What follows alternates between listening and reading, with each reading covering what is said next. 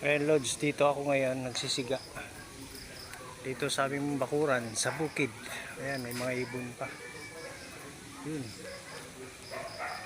mga walis-walisang kumulat to. Grabe na. Ayan oh, ang ganda dito, tahimik lang. Ayan, ayan, nagsisiga ako dito. Inawalisan ko yung kasi ayan oh, mapulo na kasi, daming daming dahon. Ayan, ayun na, na yung isa. Pawalisan ko lang to kasi grabe ang niya.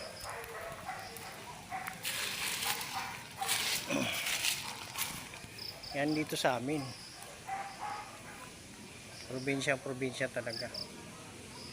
Ayan, puro puno, tahimik lang.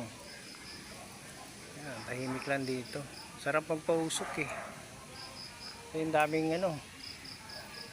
minsan maraming lamok.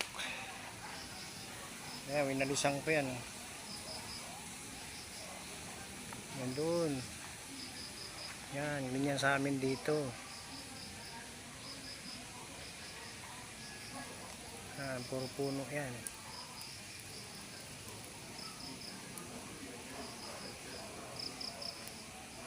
Kapausok ako ngayon. Maraming lamok. Yan o.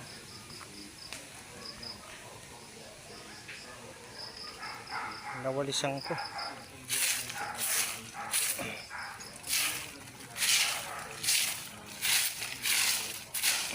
Grabe.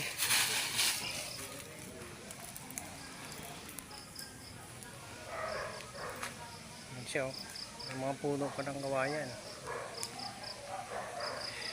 Ganito sa bukid. Paghapon nagwawalis ako, pinapausukan ko para walang lamok. Kasi madaming lamok eh. May mga puno ng mangga, saging, kay star apple, kay beto. Yan, kumpleto dito. May mga maliliit na tanim na sili. Yan. Ang ganda lang dito kasi tahimik eh. Dito, lakas ang usok. Yan. Kaya pag kayo dito kayo sa probinsya, medyo may edad na, dito na lahat. Okay, next time. Salamat mga Lods.